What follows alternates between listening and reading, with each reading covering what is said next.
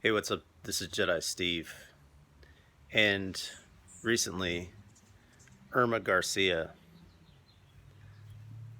a teacher, died protecting her students.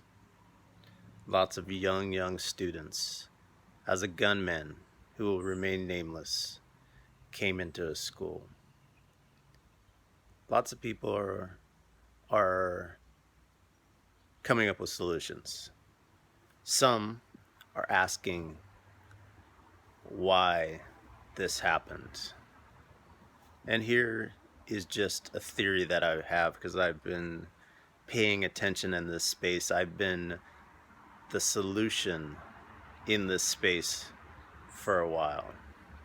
So one of these mass shootings happens, and then all of a sudden we're all in kumbaya mode, that we're compassionate, we all love each other.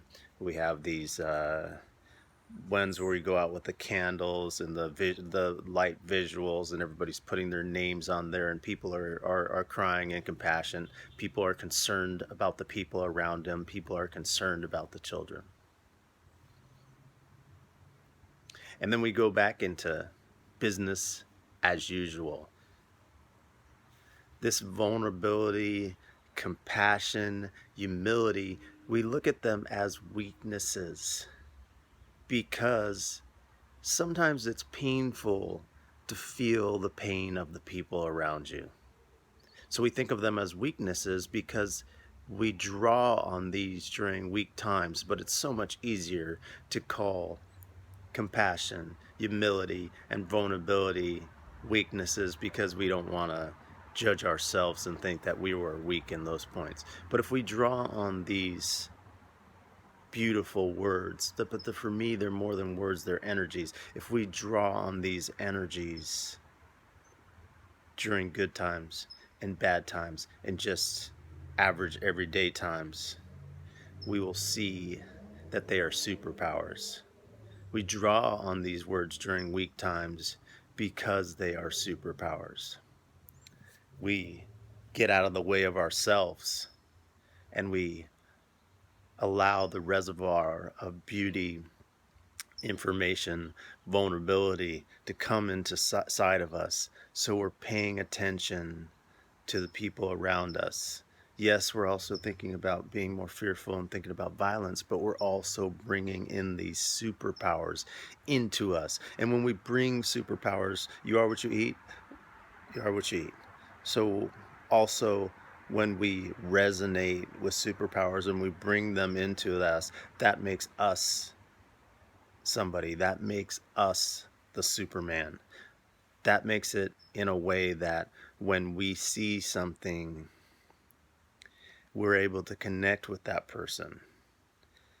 Think about your hero, think about your superhero. He might not somebody that you look up to. They might not be able to see what's going around you real close.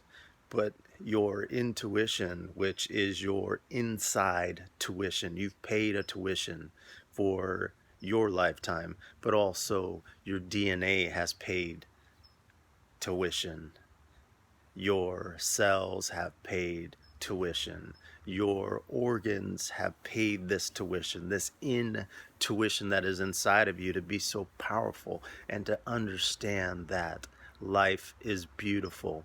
So, how about if we went along our way with grieving life and going through life in a grieving mode?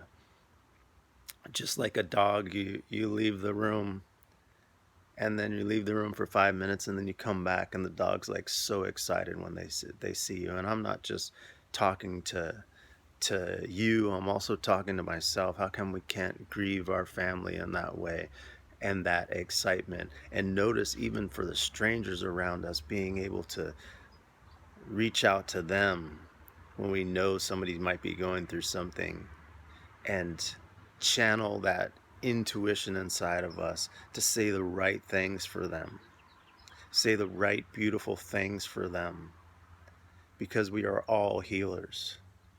You don't need a certification. I'm not against a certification, but you don't need a certification. You are a healer. heal the people around you. Catch these things before they happen. Too many people are caught up in, well, I never would have imagined that guy would have done it, or he just didn't seem like that, and I had a situation like that too. So I'm not absent of that. But I turned it on myself, and I was thinking, man, I could have saved this person's life and the people that he kills life. So let's not be so caught up on our ego that we're afraid to wear our hearts on our sleeves and put it out there that we are love.